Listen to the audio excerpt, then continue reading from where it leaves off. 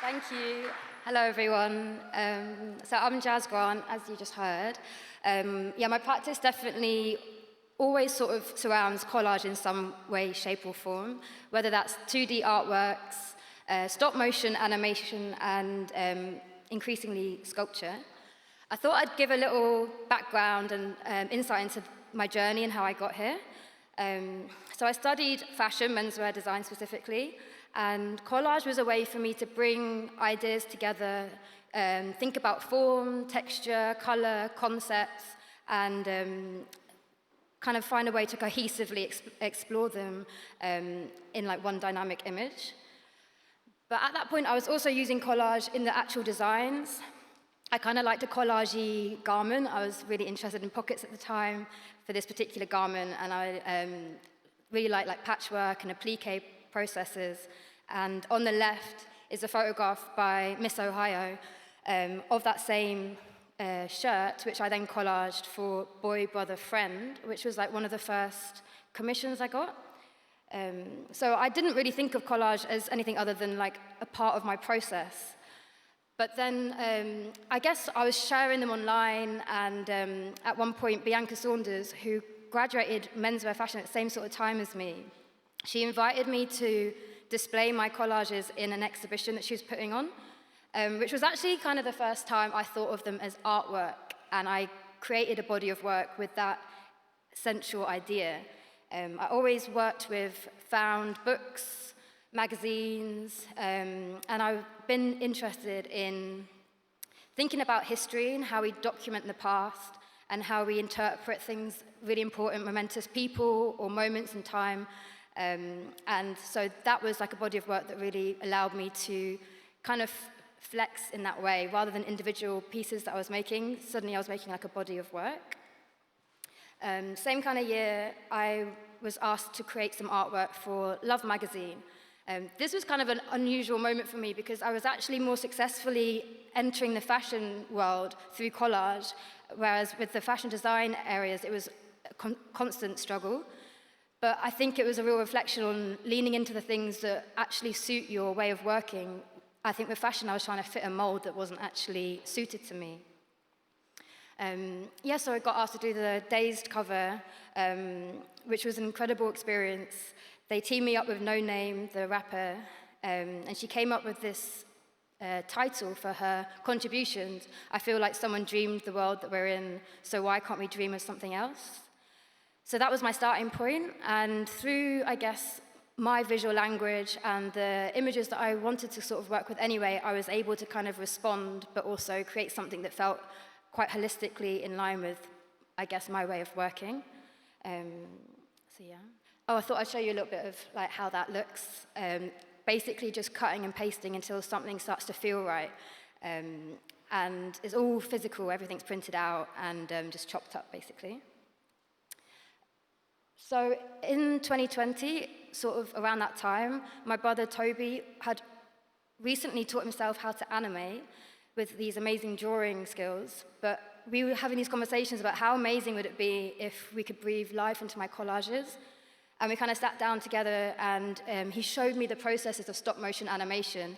And through like screenshotting furiously as we were watching like found films, we printed them off, collaged with every frame, and then reanimated it. And honestly, that was like discovering a new dimension or something. It was such an exciting moment because you don't really know how the images are going to react until you see them once they've been animated. So you spend all this time collaging with these frames. You know that the man is walking, or you know that the fire is sparking, but when they're put together, something magical happens that you can't really anticipate. So I thought I'd show you this first.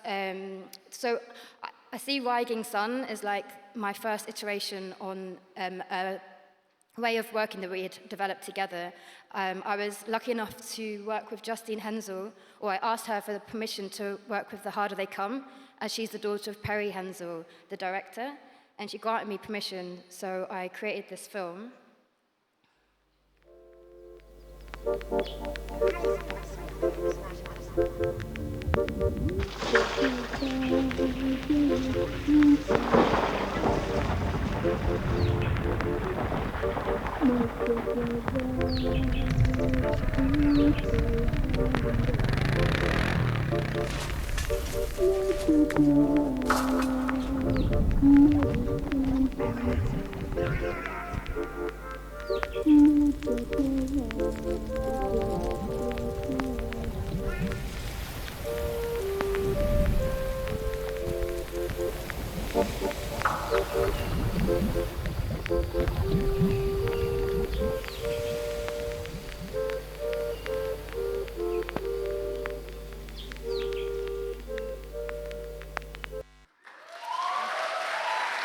Thank you.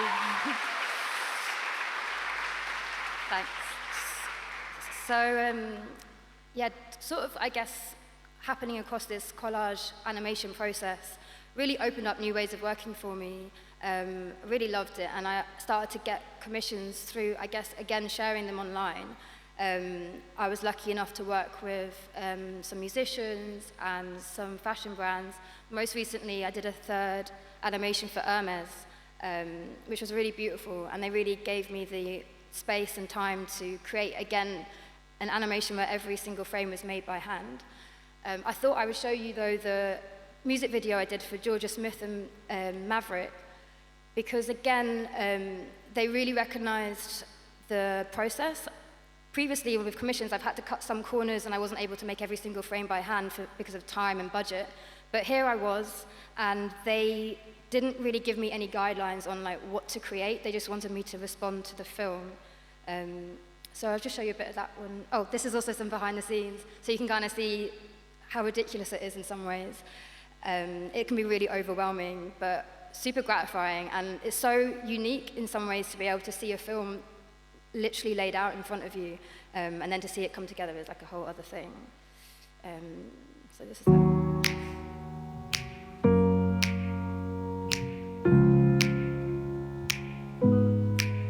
Even though I tried, even though I cried, even though I made mistakes, but they were for you. After all I've seen, you treat me badly. I can't wash away your sweetest taboo. And I finally found myself, and I'm tied to the wreckage of you, terrified that I'm under your spell. Don't wanna lose, don't wanna lose. And I keep on loving you, I keep on loving you, I keep on loving you. Got all of me in misery, and I keep on loving you, I keep on loving you. But all of me has fallen deep for you. Even though I tried. Yeah, so that was the first time I also, thank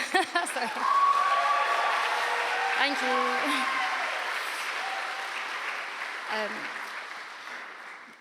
It wasn't the first time, actually, but basically, as I was creating more and more animations, I was having to expand my team. It's physically impossible to do all that cutting and animating on my own. So yeah, it was really interesting, and I really I'm grateful for the team who seem to be just as enamored with the process and the ways of working as I am. Yeah, so that was really cool. But I guess my main focus has always been the physical artworks. I really wanted to find ways of expanding on this collage practice and think about ways of making them a little bit more mixed media. I think because the collaging started as part of a process, they continue to feel like something that I wanted to develop onto something else. So I was finding ways to sort of paste them onto wooden boards and incorporate like acrylic paint and different mediums. And thinking about different ways that I can expand the scale as well, just using a simple printer scanner, but sort of printing them out as almost like tiles, blowing them up, and being a bit more fluid about the ways that I was collaging them. And I guess expanding my research from these sort of historical books that I was finding and incorporating them with film, stills, and books also on like landscapes, I was interested in pulling together landscapes from like Yorkshire alongside landscapes from Jamaica and like thinking about migration and yeah, things in that nature. This was mentioned earlier, but basically I was asked by the Windrush Amplified Art Grant to create an artwork. They teamed up with the V&A East, and every year they do a commission by an artist who has some connection to the Windrush generation, which my grandparents were part of. It was a really interesting experience because I was going to the museum to do this residency where I would try and find objects that related to my practice or related to this idea of celebrating the Windrush generation. But I work with photographs, so it was very much like the process of going to the museum was inspiring me more generally, and then I had to find images that suited my way of working and also kind of like related to this brief. And by doing that, I actually asked Howard Gray, who has become a kind of family friend of mine, but he took these incredible photographs of West Indian people arriving in Waterloo in 1962, which was just before they changed all the laws on migration. And these photos actually were, when he first took them, they weren't able to be developed. They lay too dark, and he thought they were unsuccessful. He held on to them for 50 years, though, and 50 years later, he came across process by watching this program, and he found a way to develop them properly, and 50 years later, they all emerged. So there's a really beautiful story behind these photographs, and I'd always wanted to ask him to work with them in some way, and I'm really glad I waited for this particular project because through doing this artwork, it happened to coincide with when Hackney Central Library was doing renovations, and they realized that they could use the artwork as a mural in the new library. So that is now in the Hackney Central Library permanently, which is really beautiful, and the guy is actually like man-sized, which is pretty cool. More recently, I actually went back to study. I wanted to, again, I felt like there was still something I wanted to explore in my practice. I was finding my processes a little bit limiting, and yeah, so I'm currently on the print MA at the RCA, and this is a collage I did recently, which was still in the same sort of way of working that I have been. And on the right, that's a large-scale print that I did for an exhibition. But what was more interesting to me at that time was being able to use screen print for the first time. So now all these individual images that I had found, I was interpreting them again through choosing the ink colors, choosing the paper, changing the paper color and the materiality. And it meant that I started working as more of like a series, rather than just like one individual artwork, which felt quite interesting to me. And yeah, this is my most recent project, essentially. Again, the foundation of this project is thinking about history, thinking about memory, and thinking about like or questioning our ways of thinking about the archive, and how do we present the stories, and which stories do we choose to hold on to. Again, I was able to use the screen print process and kind of develop the colors. But what I was most interested in with this latest project was thinking about how do I take up space in a different way. I think in a way, harking back to my fashion design days, I liked the idea of going from 2D to 3D, and this, in a sense, was like almost the most logical way of doing that. I was screen printing on wooden structures and just focusing on like the inside of a collage, and suddenly the inside of the collage becomes the exterior, and slotted together in a really simple way. But for me, it was almost like the feeling I had when I first did this animation.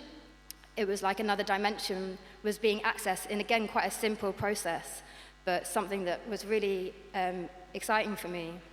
And this is the recent display of those pieces. So yeah, I was just going to end with saying that for a long time I told myself that if I wasn't a fashion designer, I would have been some kind of failure.